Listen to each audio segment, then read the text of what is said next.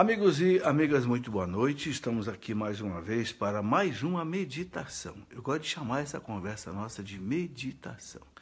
Meditar é você tomar contato com as coisas de Deus, com o próprio Deus, né?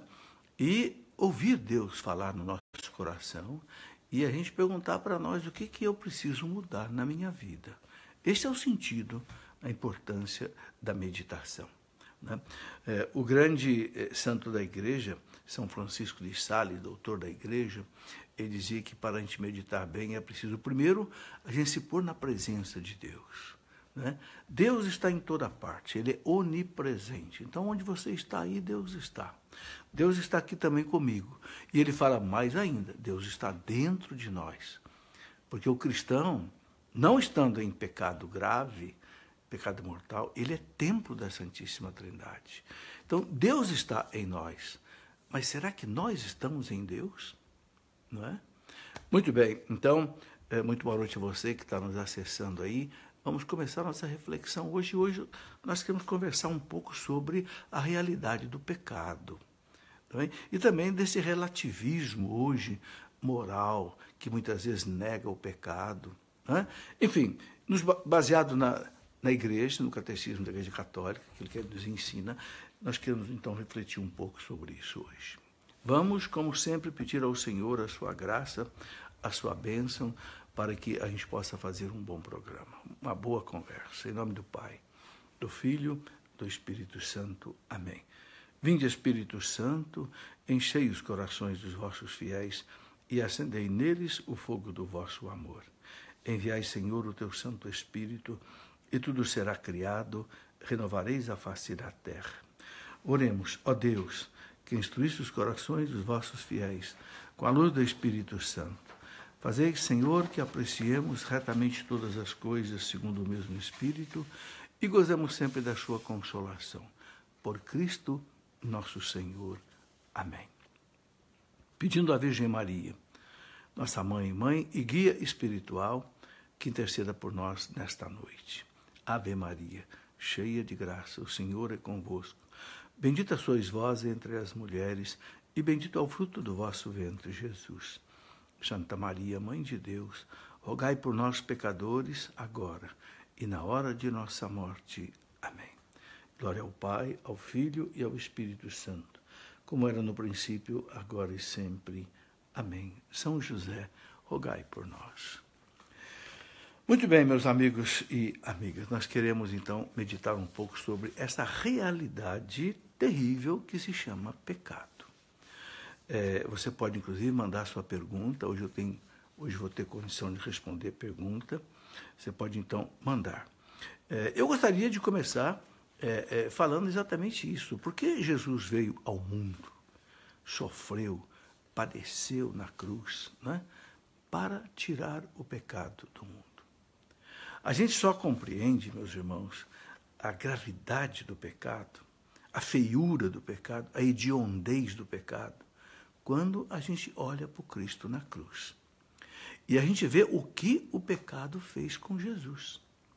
Porque o catecismo da igreja diz assim, não foram os judeus que mataram Jesus, não foram os romanos que o crucificaram, foram os nossos pecados. Cristo se entregou à morte. Sim, foi através dos judeus, através dos sumos sacerdotes, doutores da lei, que o crucificaram, os romanos, mas ele aceitou a cruz, a morte, para tirar o pecado do mundo. Basta você lembrar daquela passagem do Evangelho de São João, capítulo 1, versículo 29, quando São João Batista apresenta Jesus para o povo judeu. João Batista, você sabe, foi escolhido por Deus para ser o precursor de Jesus, para ser aquele que devia anunciar ao povo judeu a maravilha da chegada do Messias, que o povo esperava tanto, desde lá de Moisés, mais de 1000 anos antes de Cristo, os profetas anunciaram, lá, Isaías, Jeremias, todos anunciaram o Messias. E quem foi o eleito de Deus para anunciá-lo foi João Batista. E como é que João Batista apresenta Jesus? Eis o Cordeiro de Deus, que tira o pecado do mundo. João Batista podia ter usado outras expressões. O salmista chamava o Messias de o mais belo dos filhos dos homens, o esperado das nações, né? O filho bendito, né, de Deus. João Batista não, ele foi no alvo. Ele é o Cordeiro de Deus que tira o pecado do mundo. Jesus não veio ao mundo para outra coisa, meus irmãos, a não ser para tirar o pecado do mundo. Não é? E por isso ele viveu toda a sua vida nesse sentido. Deixou a igreja para continuar a sua missão de tirar o pecado do mundo. Eu não sei se você já percebeu, mas uma coisa maravilhosa da gente observar é que a primeira coisa que Jesus fez, tão logo ele ressuscitou, no domingo da ressurreição, na tarde do domingo da ressurreição, em que ele se reuniu com os discípulos no cenáculo, os discípulos estavam apavorados, trancados no cenáculo ali em Jerusalém, achando que eles iam ser mortos também pelos judeus, e Jesus aparece no meio deles, né, sem abrir as portas e sem rasgar as paredes, porque agora ele está ressuscitado, né? Ele não ocupa seu corpo ressuscitado, não ocupa mais nem tempo nem espaço. E o que ele faz no primeiro encontro que ele tem com os discípulos? Não sei se você notou.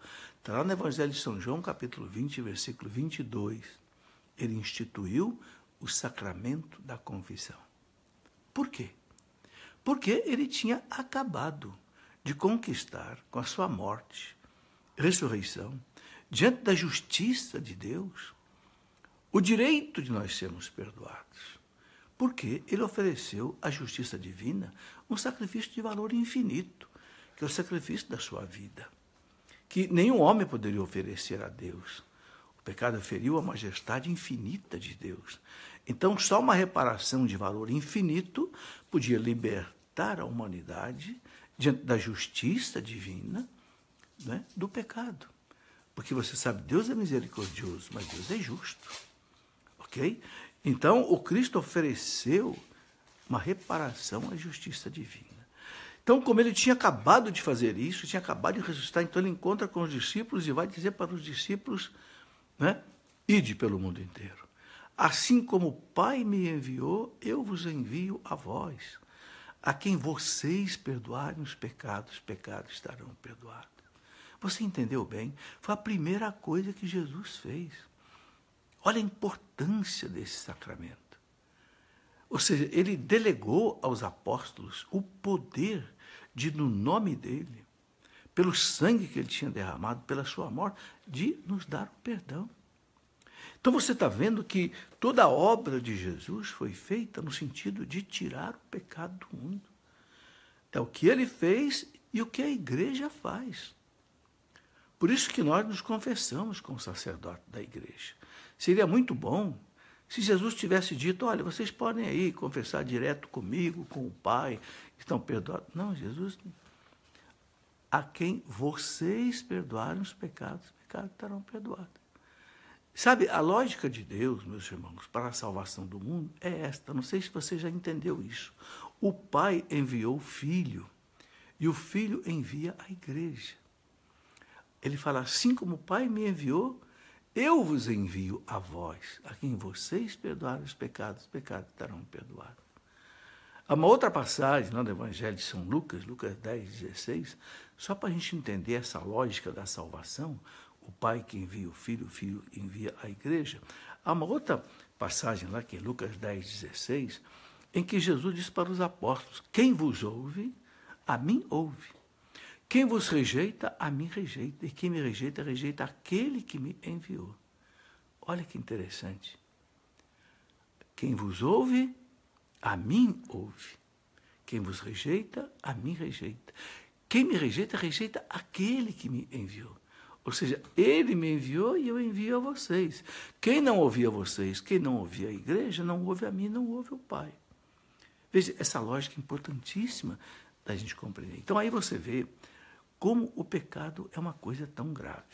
O Catecismo da Igreja Católica, no parágrafo, quero até ler para você aqui, no parágrafo 1488, o Catecismo da Igreja Católica diz assim, preste bem atenção nessa citação. Aos olhos da fé, aos olhos da fé, nenhum mal é mais grave que o pecado. Né? E nada tem consequências piores para os próprios pecadores, para a igreja e para o mundo inteiro. Vou ler de novo, porque isso aqui é muito importante. Aos olhos da fé, nenhum mal é mais grave que o pecado. Nenhum mal. Não tem nada que seja pior do que o pecado, nem o câncer, nem as coisas. Né? Ele diz assim, né? Nada tem consequências piores para os próprios pecadores, para a igreja e para o mundo inteiro. Tá certo? Santo Agostinho dizia assim, a tua tristeza são os teus pecados. Deixa que a santidade seja a tua alegria. É verdade, meus irmãos. A pessoa que vive no pecado, ela não é feliz. No fundo, ela é uma pessoa triste. A pessoa que rouba, que se corrompe, que corrompe os outros, que vive aí no adultério, vive aí na fornicação, não segue a lei de Deus, ele não é feliz. Por quê? Porque ele não tem a consciência em paz. A coisa mais importante nesta vida, meus irmãos, é ter a consciência em paz. O que é a consciência? O Catecismo da Igreja, quando fala da consciência, que a consciência é aquele lugar secreto onde fica você e Deus. E ninguém mais. E você está nu diante de Deus. Nu, não no corpo, mas você está nu no seu espírito, na sua consciência. É aquele lugar onde você não consegue enganar Deus. E Deus fala na sua consciência.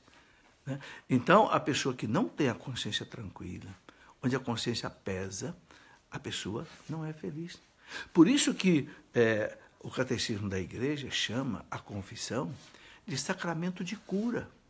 Não sei se você já notou, a Igreja chama dois sacramentos de sacramento de cura.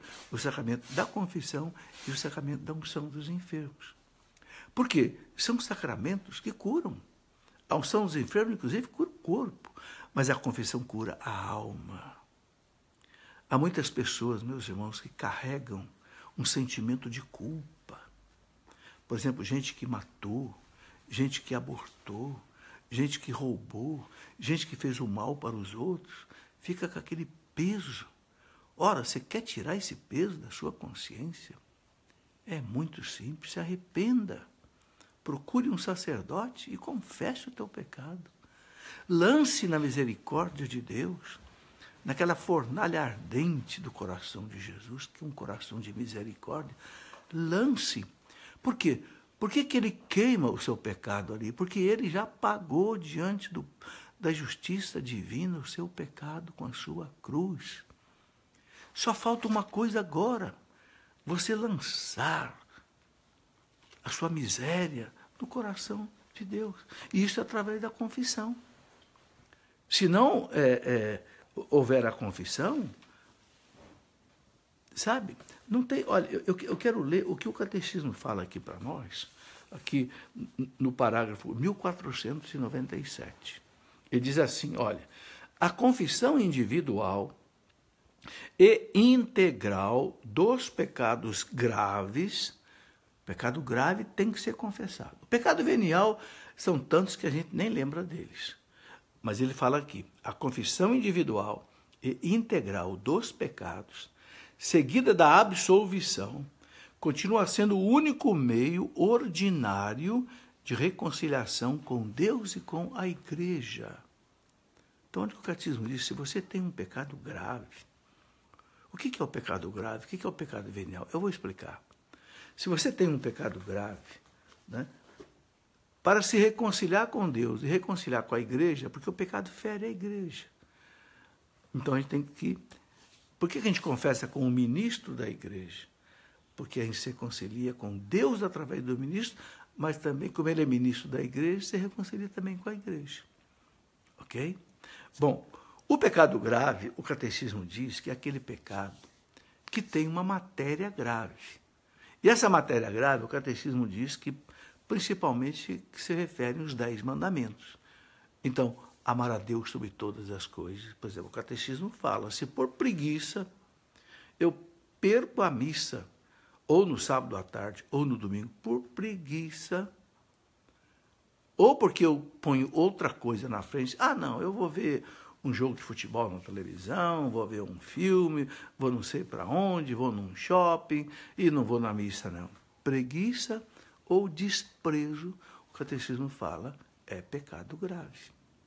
Ou seja, a pessoa ofende gravemente. Então, é um pecado contra o primeiro mandamento. E há outros pecados contra o primeiro mandamento, por exemplo, a apostasia, a pessoa negar a fé, né? A idolatria, né? E muitos outros pecados, né? Por exemplo, necromancia, essas coisas todas esotéricas são pecados que ofendem a Deus. Por quê? Porque substitui o amor a Deus, a adoração a Deus, por coisas, né, que não são de Deus. Muito bem, depois, né, outros pecados, por exemplo, honrar pai e mãe, quarto mandamento. A pessoa que não cuida dos pais, ofende os pais, briga com os pais, a pessoa até que bate nos pais. Pecado. Pecado contra a castidade, não pecar contra a castidade. Então, por exemplo, adultério, fornicação. Né? Qual é a diferença entre adultério e fornicação? Adultério é a pessoa que é casada e tem uma vida sexual com outra que não é seu marido ou sua esposa, é adultério. Fornicação é o ato sexual de duas pessoas que não são casadas, duas pessoas solteiras, ou não sei, não é? É adultério. Okay? E depois também pecados de masturbação, pecados de, né, prática homossexual. A tendência homossexual não é pecado, mas o catecismo fala, no parágrafo 2357, que a prática homossexual é pecado grave. Chama até de depravação grave. Então, o pecado grave é aquele pecado pesado, de uma matéria pesada, que se pratica contra os mandamentos. Por exemplo, né, o mandamento não roubar, né? Não roubar, quinto mandamento. Né? Agora, evidentemente, a matéria diz se o pecado é grave ou não. Uma coisa é você roubar uma canetinha, né, esferográfica, por exemplo, de alguém. Outra coisa é você roubar, né, sei, 10 mil reais, R$1.000, entrar num sistema de corrupção, como a gente vê aí no Brasil, aí, gravíssimo pecado, porque isso é roubar. Não matar, sétimo mandamento, não é só não matar. Né? O catecismo fala também, você, por exemplo, profanar a vida de uma pessoa, né? Caluniar uma pessoa, sabe? Ficar falando mal de uma pessoa, difamar uma pessoa, sabe? Pode ser um pecado grave. Então, o pecado grave, ele precisa ter três condições. A igreja ensina. Primeiro, eu vou até resumir em 3 verbos: saber, querer e fazer. Saber. Você tem consciência que aquilo é errado. Você tem consciência que aquilo é grave. Ah, eu quero matar fulano. Eu quero abortar. Eu quero roubar. Eu quero, né, não sei, caluniar aquela pessoa para prejudicar a vida dela. Sabe? Eu sei. Então, saber. Primeira condição para que haja um pecado grave. Segundo, querer. Eu quero. Eu sei que é errado, mas eu quero. E terceiro, você fazer. Saber, querer e executar o pecado. Se você não chegou a executar, a pena passa a ser mais leve. Pode ser um pecado venial. Mas há pecados graves também, que são pecados cometidos com pensamento. A pessoa que se deleita, por exemplo, num filme pornográfico, claro, pecado grave, porque é um pecado contra o 6º mandamento, não pecar contra a castidade, pornografia, prostituição, tudo isso é pecado contra, né? E sabe, tudo isso que eu estou falando para você, você pode ter certeza que está tudo aqui no Catecismo da Igreja Católica. Eu não tenho tempo num programa como este, de ler tudo que está aqui no Catecismo.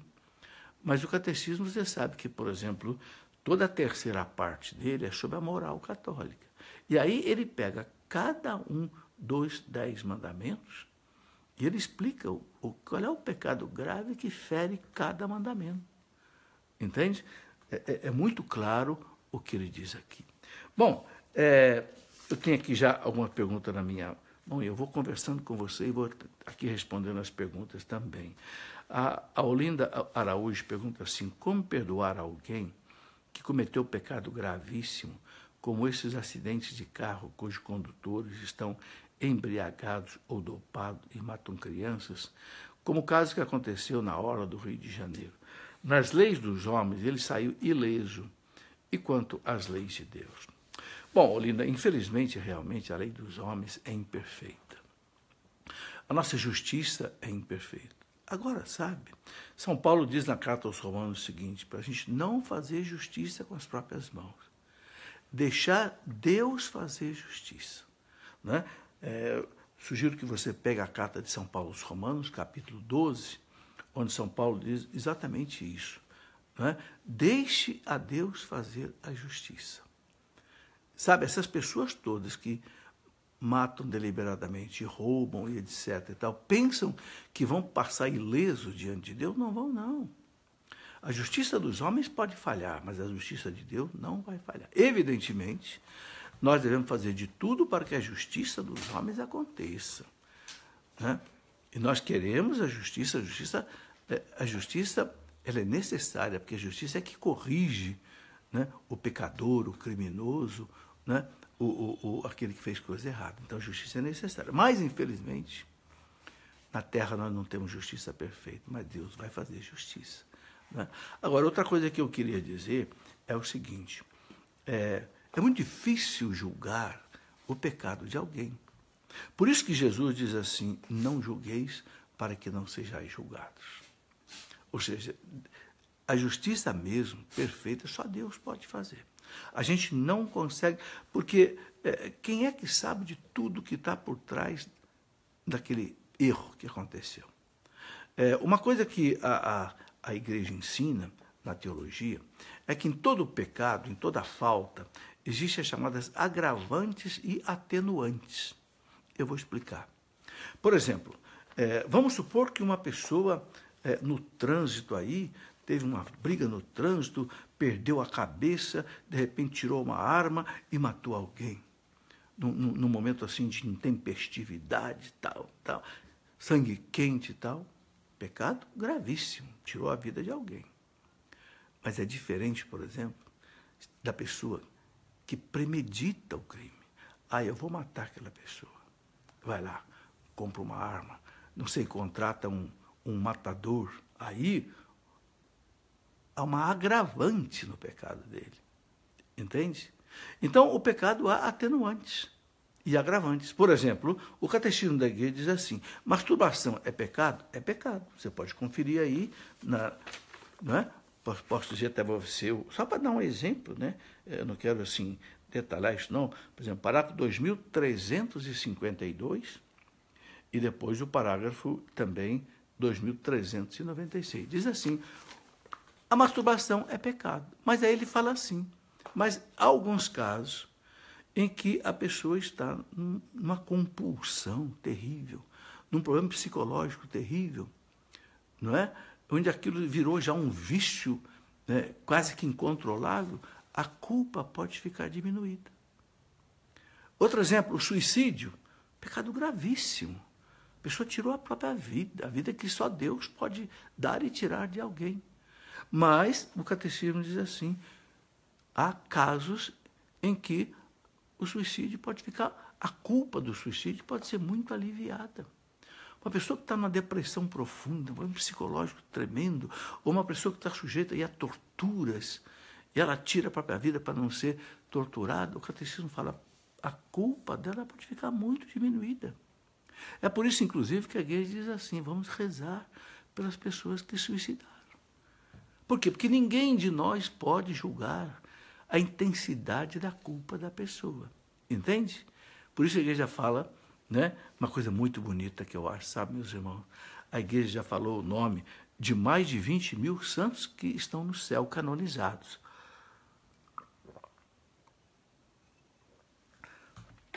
Mas a igreja nunca disse o nome de uma pessoa que está no inferno.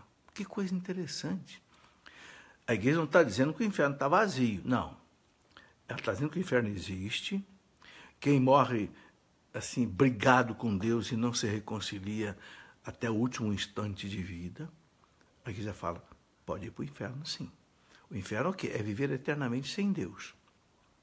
É uma dor terrível na alma, porque nós somos feitos por Deus e para Deus. É viver sem Deus, é a frustração absoluta. É o que a igreja chama de inferno. Mas, veja bem, ela não fala que está vazia, mas ela não fala o nome de ninguém, porque a igreja ela não ousa fazer julgamento de ninguém, a ponto de dizer fulano está no inferno. Nem o próprio Judas você vai encontrar um documento da igreja dizendo que ele está no inferno. Há indícios de que ele esteja no inferno, porque Jesus o chama de o filho da perdição. Mas ainda assim a igreja é cautelosa. Bom, aqui eu tenho a pergunta do Vitor Ribeiro. Qual a gravidade dos pecados de pensamento que não conseguimos controlar? Vitor, eu acabei de falar, pecado para ser pecado grave, tem que ser aquilo que você tem que saber, querer e fazer. Se é um pensamento que você não quer, mas você não consegue tirar da sua cabeça, pode não ser pecado. Agora, faça de tudo para você desviar a tua mente. O que você deve fazer? Sabe, os santos, quando estavam rezando, tinham tentações terríveis de pensamento. Né? Eu me lembro, por exemplo, São João da Cruz, que chegou a ver, inclusive, uma mulher nua na frente dele, que não existia. Era a tentação do demônio, para não deixar ele rezar. Aí o que ele fazia?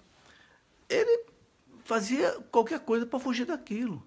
São Francisco de Assis conta na vida dele que um dia ele estava com tanta tentação que ele arrancou a roupa e se jogou em cima de um roseiral cheio de espinhos.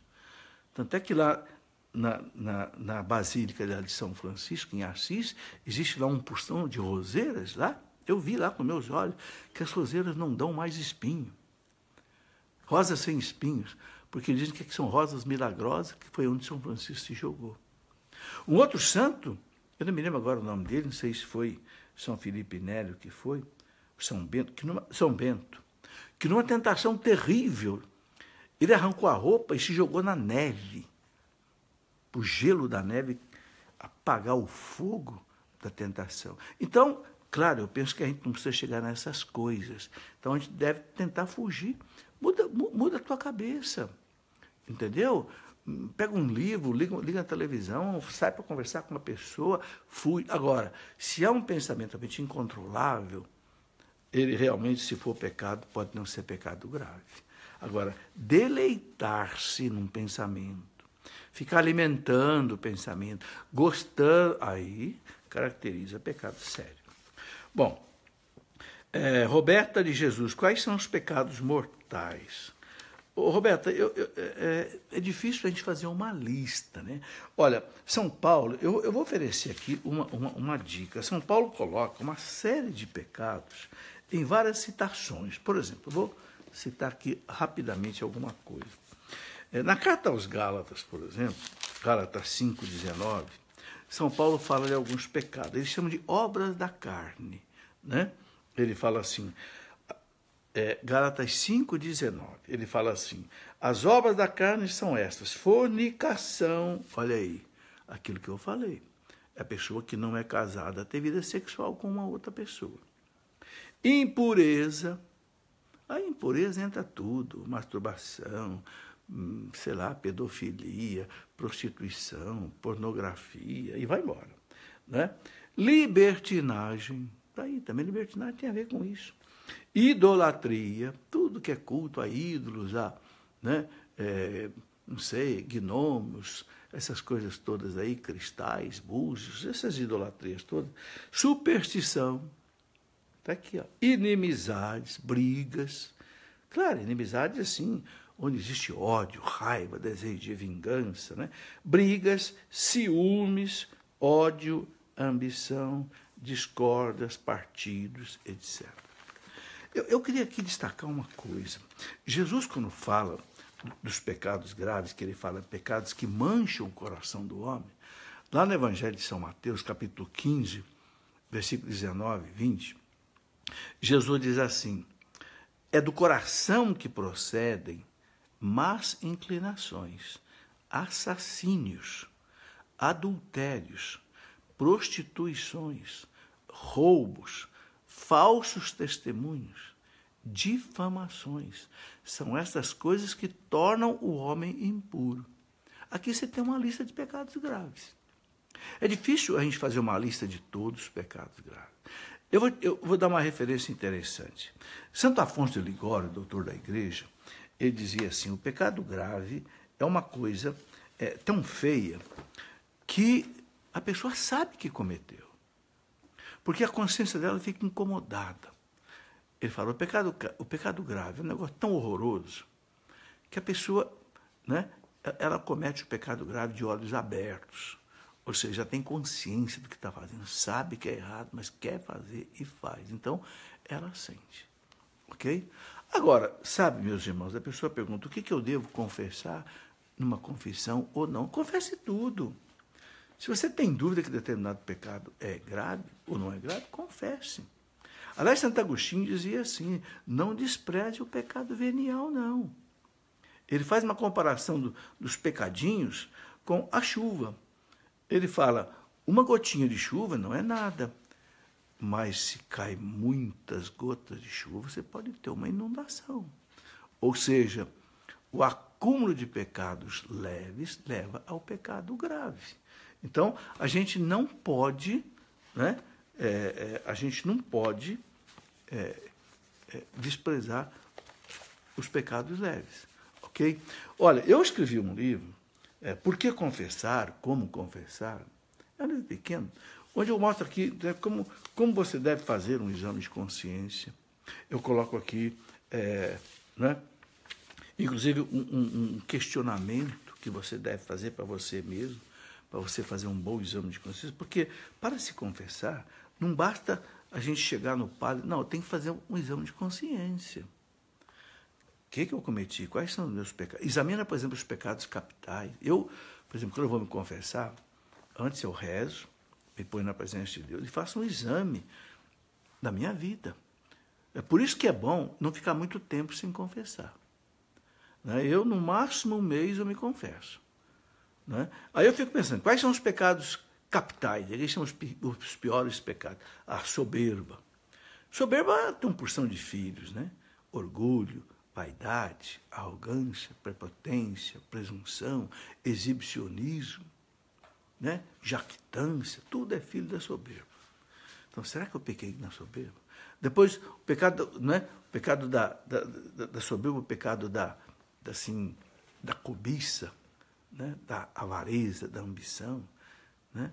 Pessoa que só pensa em dinheiro, só pensa e às vezes tapeia os outros por causa do dinheiro, né? Faz negócio tapeando os outros, é aquele quilo que só tem 900 gramas, né? Opa! O pecado, né? Da cobiça, da ambição. Depois o pecado da impureza, que nós já falamos aqui, pecado contra a castidade, que aqui chamam de luxúria, né? Depois também o pecado da gula, pecado capital. A pessoa só pensa em comer, né? Ele não come para viver, ele vive para comer. São Paulo diz aqueles cujo Deus é o ventre. Cujo Deus é o ventre, só pensa em comida. O Deus é a comida. Tem que ir nos melhores restaurantes do mundo, senão não fica satisfeito. Não aceita comer qualquer coisa, briga por causa de comida, briga com, às vezes, a família, a gula. A ira, o ódio, não perdoar. Nossa, a ira, meus irmãos, é um pecado terrível. São Paulo fala, não se ponha o sol sobre a vossa ira. Fala na carta aos Efésios, capítulo 4. Quer dizer, não durma com ódio de alguém. Por quê? Porque você está dando margem ao demônio. São Paulo diz, não deis ocasião ao demônio. Não se ponha o sol sobre a vossa ira. Quer dizer, não durma odiando alguém, desejando o mal para alguém, querendo que alguém, né, se quebre. Opa! Não. Perdoai as nossas ofensas, assim como nós perdoamos aqueles que nos têm ofendido. Né? Bom, é por aí. Outra pergunta aqui do Ulisses Passos. Suicídio é um pecado grave? Expliquei já, né, é um pecado grave, mas às vezes pode não ser. Dependendo do grau. Sabe, se a pessoa começa um suicídio, assim, sem problema psicológico. Não, é porque a vida não tem valor, porque Deus não existe, né? Como dizia lá aquele filósofo ateu Schopenhauer, né? A vida são 6 dias de tédio, 6 dias de trabalho e 1 de tédio, a vida não vale nada, então vou colocar fim da minha vida. E teve alguns que até suicidaram para deixar de exemplo. Aí é um pecado gravíssimo. Mas a pessoa com problemas terríveis, hoje tantos problemas de depressão que a gente vê, jovens que se matam às vezes na depressão, sabe? Só Deus pode julgar. E nós temos que rezar pela salvação das almas deles. Cleusa Freitas, o que é matéria grave? Matéria grave é algo pesado. Eu expliquei. Uma coisa é você roubar uma canetinha, né, esferográfica, que custa aí R$1, R$2. Outra coisa é você roubar R$1.000 de uma pessoa, que vai prejudicar a pessoa. O critério é esse. Prejudiquei a pessoa gravemente, ou prejudiquei a mim gravemente, ou ofendi a Deus gravemente. Essa é a matéria grave. E que o catecismo diz que baseia-se principalmente nos 10 mandamentos. Kênia Carvalho, quando se está em pecado mortal, mas não se tem um verdadeiro arrependimento, a confissão é válida? Ô Kênia, eu vou dizer o que a igreja ensina. A igreja diz que para que você seja absolvida do seu pecado, você tem que, né, fazer aquilo que eu já falei. São 5 coisas. Fazer um exame de consciência. Segundo, você se arrepender do que você fez. Não querer fazer mais aquilo. Né? A necessidade do arrependimento. Do propósito. O propósito quer dizer, não vou fazer mais isso. Aí você vai se confessar, conta tudo, não esconde nada. E o catecismo diz que se for pecado grave, mortal, você tem que contar também quantas vezes você fez. Porque uma coisa é você adulterar uma vez, você adulterar 5, 6 vezes. Uma coisa é você roubar R$500, outra coisa é você roubar R$1 milhão. Então tem que quantificar o pecado quando ele é grave. E depois cumprir a penitência que o padre dá. Então o arrependimento é necessário. Agora, veja bem. Não confunda arrependimento com o seguinte: eu estou arrependido, mas eu vou me confessar, mas pode ser que eu caia de novo no mesmo pecado. Esse é outro problema. O importante é que na hora da confissão, você não queira mais pecar.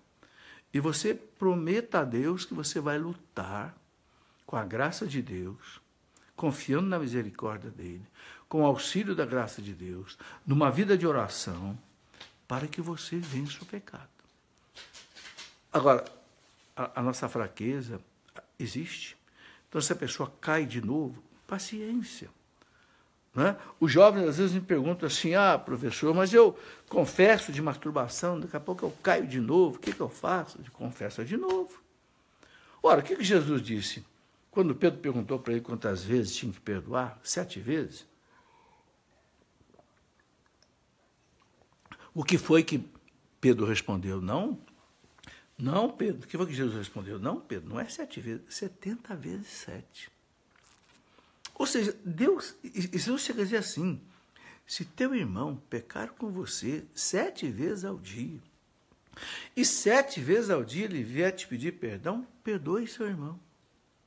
Ou seja, Jesus sabe que apesar do nosso propósito, a nossa luta, a gente é fraco. A gente não pode abusar da misericórdia de Deus. Aí eu vou confessar, mas eu vou pecar de novo, porque se eu pecar de novo eu volto a confessar, aí não, eu estou abusando da misericórdia. Aí isso não pode ser. Mas se a gente luta, sabe, meus irmãos, aí quais são os remédios contra o pecado? Isso é outra coisa importante de falar. Nós estamos chegando aí na quaresma, né? Estamos perto aí já de começar a quaresma, quarta-feira de cinzas, né? A igreja fala, na missa de quarta-feira de cinzas, tem aquela oração que a igreja fala dos remédios contra o pecado. Jejum, esmola e oração. Por que a igreja coloca essas 3 coisas? Bom, em primeiro lugar, a oração, porque a oração é que nos fortalece. A oração traz a nós a graça de Deus, a presença de Deus, para lutar contra todos os pecados.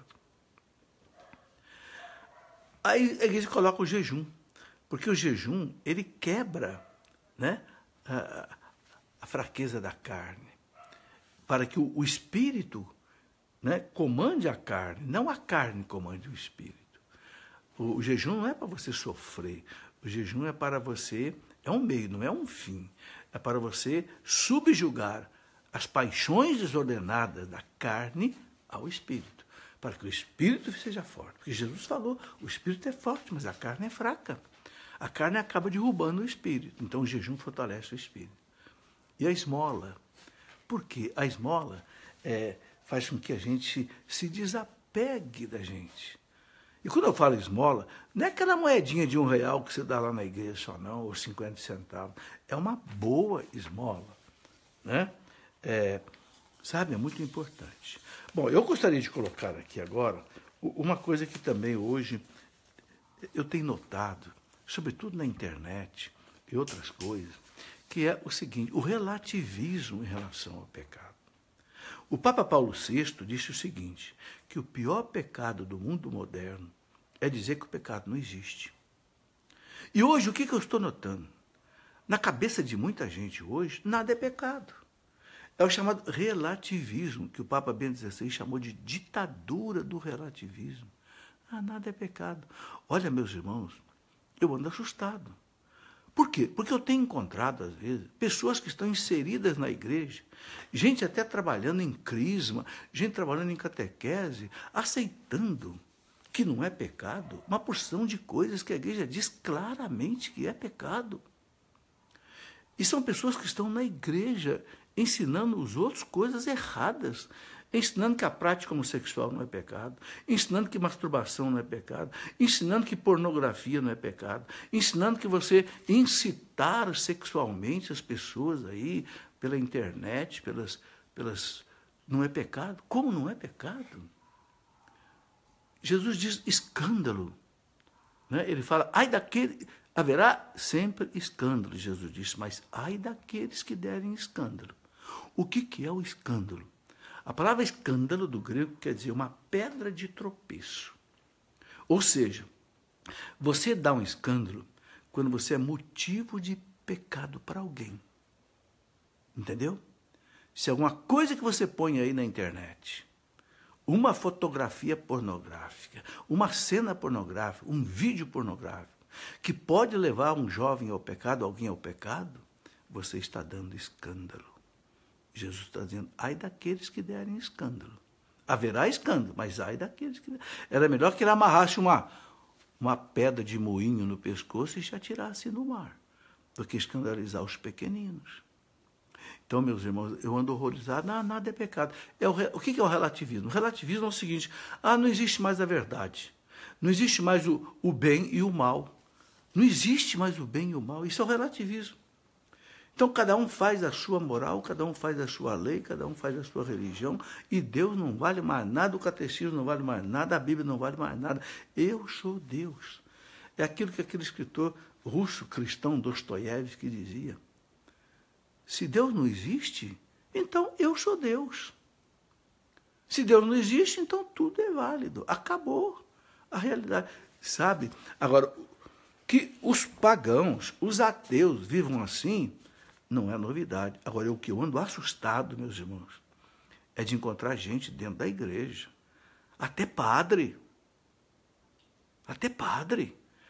que vai contra o que está escrito no Catecismo da Igreja Católica, que foi aprovado pelo Papa João Paulo II, juntamente com todos os bispos do mundo. E que o Papa João Paulo II diz que é o texto de referência da nossa fé católica. Ora, o que é ser católico?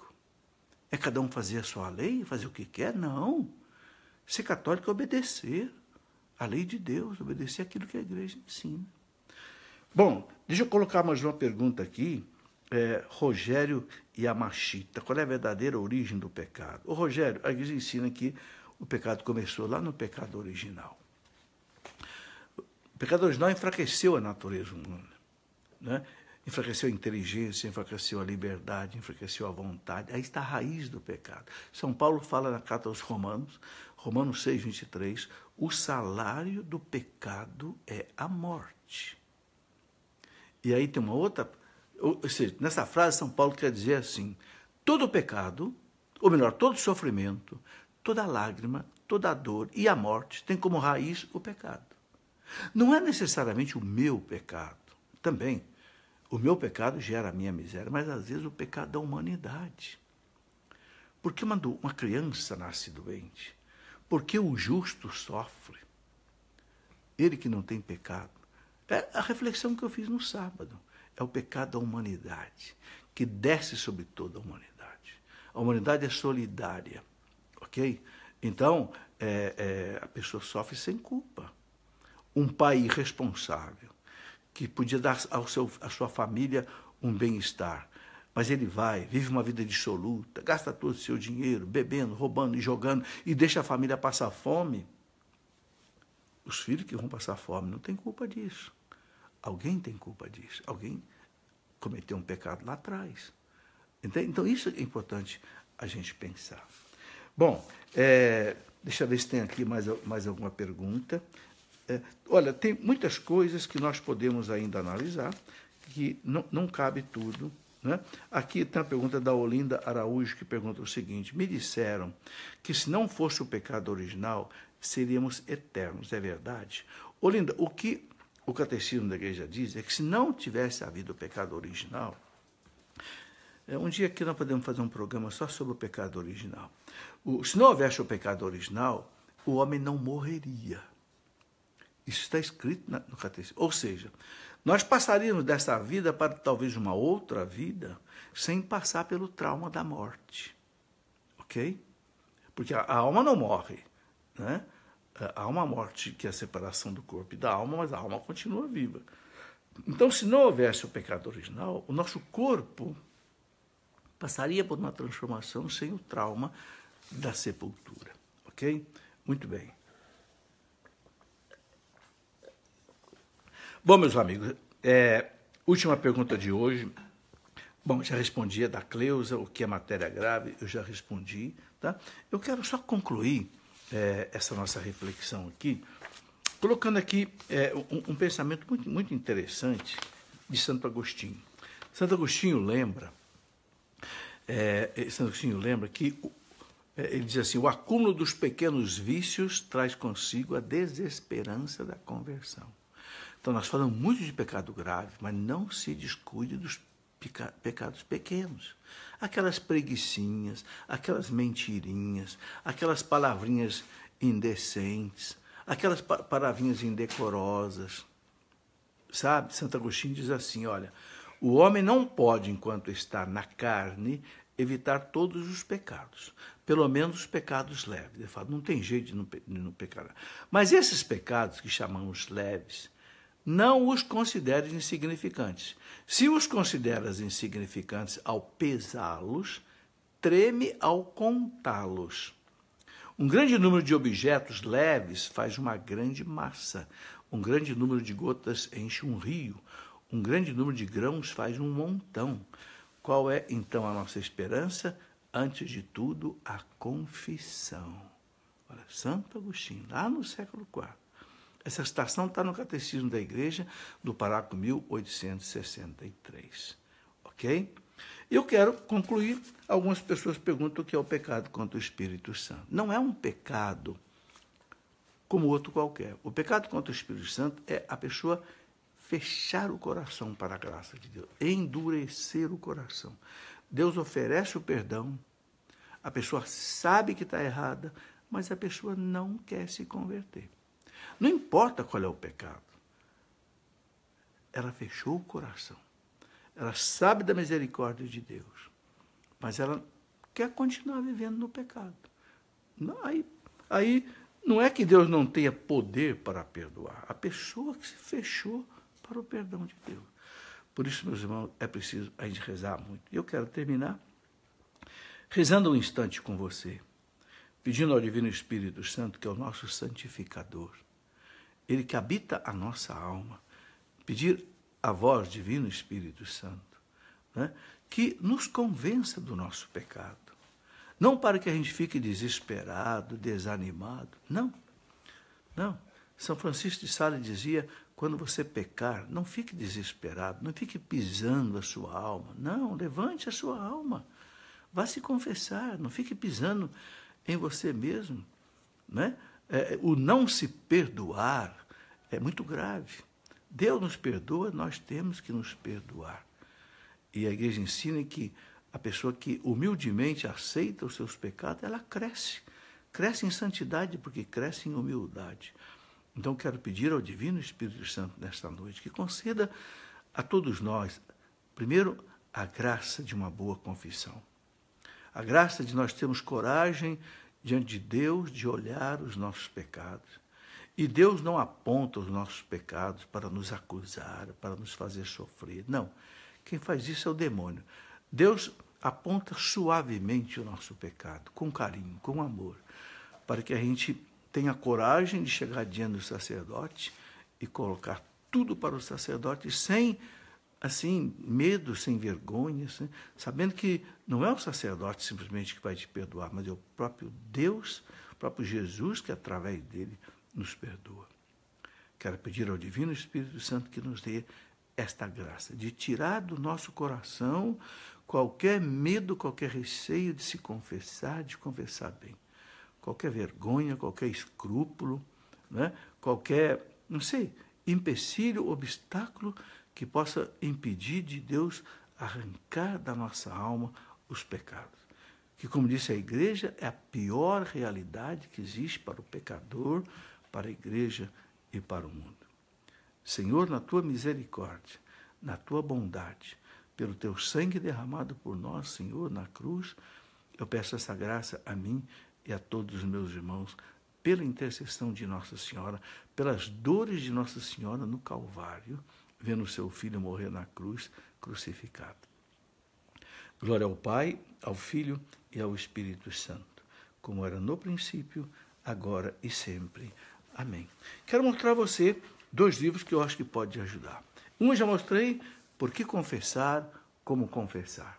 Né? Aqui você tem uma orientação, um livro fino, rápido, que ajuda você, e um livro muito bonito do Dr. Scott Hahn.